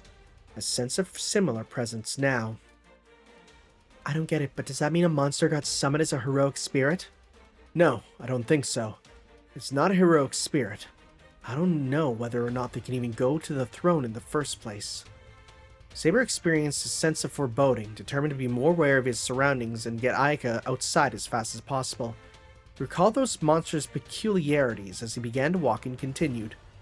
To make a long story short, in your culture, they would probably be called vampires. The police station. Lobby. Just checking. Jester's voice resounded through the lobby. But are you sure you don't want to call in the servant who gave you those noble phantasms? Then again, if making noble phantasms their primary ability, I doubt they'd be much good in a fight. He had yet to move a single step since saying, why don't you bloodbags hurry up and drop dead? In spite of that, numerous police officers lay fallen around him. There had been no fatalities yet, but that was hardly surprising. After all, the dead apostle who called himself Jester had yet to launch a single attack. The female officer on the third floor drew her bow back to its limit, her aim fixed on him, and loosened 3 golden arrows simultaneously. They inscribed a triplicate curve as they sped toward Jester's heart at nearly the speed of sound. Am I just... Okay, it does say. I was like, I'm not cutting off the text, am I? Because I would have been mad, but no, it's fine. As the arrows approached him, however, their radiance began to dim. By the time they reached him, they were ordinary iron arrows which bounced off Jester without so much as ripping his suit. He had not moved at all. The arrows had been thwarted by his skin. It was not as though he had turned to steel or spouted scales like a dragon. The mock speed bow had failed to penetrate what happened to be nothing more than soft, fair human skin. And that was not all. The officers had the feeling that the more they attacked the man called Jester, the more their own strength was sapped away. An axe wielder who began to draw the power of his noble phantasm fired off a slash that ignores distance to cut down the enemy. It sounds broken in like Fire Emblem. But while he could feel the attack connect, he could not manage to knock so much as a single hair on Jester's head out of place. Ugh! An officer who boasted a massive body hefted his great shield and charged, but all that force of it rebounded onto him like he had crashed into a giant wall, and he was the one who ended up injured. All of the nearly 30 police officers piled on attacks with their noble phantasms. Jester just ignored them all and continued to condescendingly editorialize. Fear began to bud in the officers' eyes. A moment before, they had been taking on a heroic spirit assassin, and they were certain they were able to put up a proper fight. So what was going on? A monster called a dead apostle that shouldn't even have anything to do with the Grail War was completely dominating the battlefield. What was a heroic spirit, and who they were trying to defeat one if a monster this strong already existed and didn't even have to be summoned from the throne? God, this is cool, because that's the question everyone always had. Like, what can a servant do against a dead apostle, right? Jester, still smirking, reveled in their looks of fear and despair. Don't misunderstand, I'm by no means stronger than a heroic spirit. Actually, that lovely assassin even killed me once. The police force further browsing in confusion, even as they fell to knees from mysterious exhaustion. Only 5 of them, including the chief and his secretary, still retained their fighting spirit, but their attack showed no signs of affecting Jester either. The remaining officers charged with all their might under the protection of a noble phantasm spear. But Jester, with the speed of a predator's fangs, stopped the spear point with just his index finger. In other words, Jester viewed the smashed spear and despair-filled officers with a pitying smile. Heroic spirits affirm human history. They exist to preserve the rules of the human world. Jester gave a little shake of his head, toying with a splinter of the spear between his fingertips. We dead apostles deny human history. We exist to defile your rules. You defy human history? Yes, that's right. And therefore we are capable of negating the protection of noble phantasms created by humans or those prepared for humans by the gods. A noble phantasm created by a god for a god might be a different story, but you can't get your hands on one of those so easily. It's purely a question of compatibility. I'm a snake, and you're frogs. That's all there is to it. Jester finally started walking. He meant to perform the coup de grace, but now that the atmosphere of the lobby had begun to fill with negativity. Of course, if a heroic spirit, an emissary of the throne, were to use the same noble phantasm, well, it'd be a different story. A heroic spirit could have beaten me. But no matter what you mere humans do with them, your defeat is inevitable. It's not the kind of thing you can overcome with tactics or fighting spirit. A heroic spirit could have beaten me.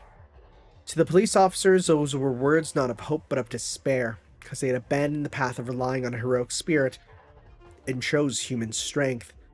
They were being overwhelmed, not by any heroic spirit, but by a monster.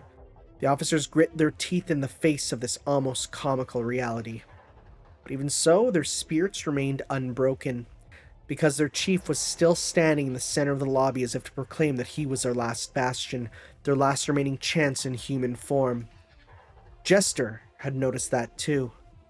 He walked slowly toward the chief, grinning fearlessly, and asked, "You know what it is you lack? Power." Just the image of a police chief saying, "I lack power," as he holds the katana and readies his gun at the same time. This is so freaking Devil May Cry. The chief seriously answered Jester's question, gripping his katana in one hand and the pistol in the other. Jester, however, shook his head and announced the correct answer. Respect. I can tell. You don't believe in any higher beings, let alone gods. Not heroic spirits, not the throne, maybe not even the Holy Grail. And because you don't believe in your own power, you try to rely on tools. There's no respect in that. Smirking, Jester suddenly lifted up a nearby couch with one hand. With the sofa, now a 3-meter-long blunt instrument in hand, he announced to the lobby, "I can't teach you respect, but I can teach you how fleeting you really are. I'm going to smash in the head of your trusted chief with this piece of furniture. Not even a weapon. Then I'm going to break the legs of every one of you who tries to run in that order. I can break about 10 at a time. If you can all make a break for it on go, a few of you might even make it. Cackling, Jester took another step closer to the chief. He was already in sofa range. Good sentence. The chief sensed the approach of certain death, but he did not cry or wail. On the contrary, it honed his spirit. It's the same. It makes no difference whether it's a dead apostle or the king of heroes walking towards me. He was up against heroic spirits of unparalleled strength. The possibility of his own death was already accounted for. But I won't go down without a fight, monster. The chief cleared his mind. At the same time, he dropped his gun to the floor and gripped his sword in both hands. Oh-ho! Jester, sensing a change in atmosphere, momentarily halted his steps and relaxed his lips. I see. Determined to get a hit in as a human to the bitter end, aren't you? I'd have pegged you as the type to try and grasp at life by relying on your command spells and using your servant as a shield. But your resolve won't do you any good. Nothing will get through to me. Jester stifled a chuckle as he swung the couch up.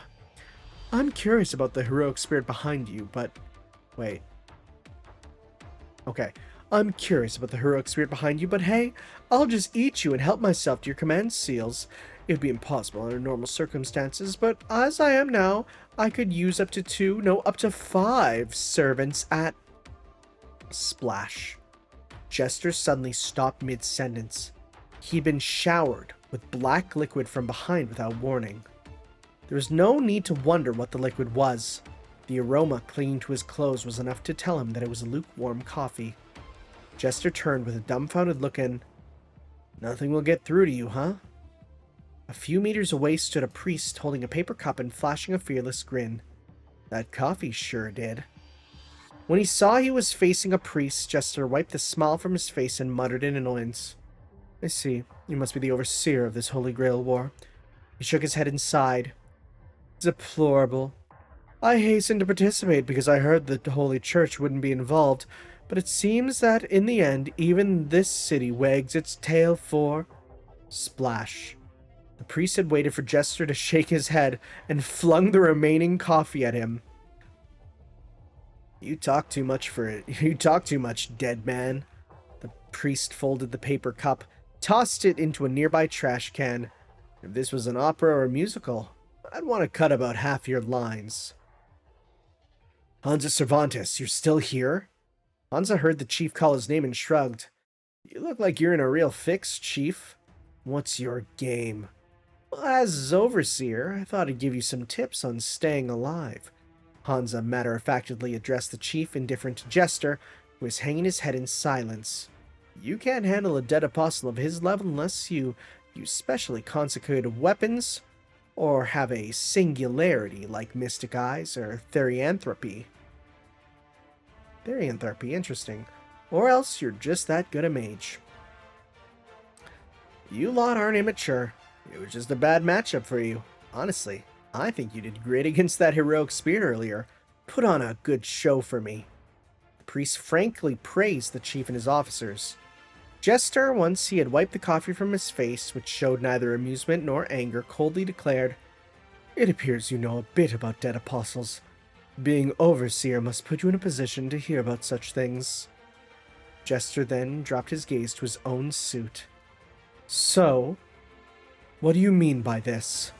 He asked, pinching a piece of fabric, a coffee-stained fabric. My treat. Sip it instead of these civil servants' blood. Your treat! I see. Jester burst into laughter. He laughed and laughed and laughed and laughed. The next instant, his grin turned upside down and he hurled the couch at the priest. It's free coffee from the reception desk! The sofa closed in on the priest, rotating with the speed and force of a boomerang.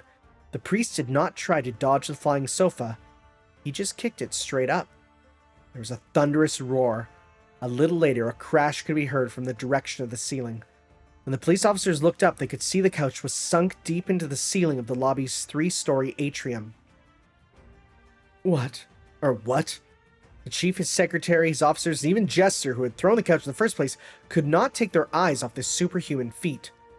The next instant, Hansa vanished without a trace. Huh? Jester let out a confused grunt. The priest he had was sure had been a few meters away until a moment before was right in front of him, swinging a fist before he knew it. Then Hansa's right fist plowed into Jester's face, just a little faster than Jester could react. Jester went flying through into the walls of the lobby and into an inner room. Meant to knock his head off, but it's as hard as you'd expect. Hansa wagged his limp hand. Chief narrowed his eyes. What's your game? Hansa had an answer ready. What they call passing the baton. I'll get rid of him. Do you mean you're going to help us? I'm a priest before I'm an overseer. The priest answered the suspicious chief while cricking his neck, but, well, there is something I'd like in exchange. What is it? Or what is it? Don't tell the church about my wasting drink. I'm scared of getting chewed out by Master. Dang! Dang! Dang, the battle's still going. A battle without heroic spirits. Holy crap, this is really good. Oh my god. Oh my god, it's so good. I would have stopped, but it's so good. It's so good. How is this continually so good? Anyways, guys, we'll see you next time for Chapter 4, Battle Without Heroic Spirits. Next time, where we'll move on there. God, this is just... It's so good. It's so good. I hope you're enjoying my reading as much as I'm enjoying reading it, because let me tell you, the visuals in my head are better than any anime will ever be. And that's a little bit sad, but I'm happy that I can see them at least. Hopefully, my description does as well for you as well. So, thank you guys for watching. We'll see you next time. Ciao.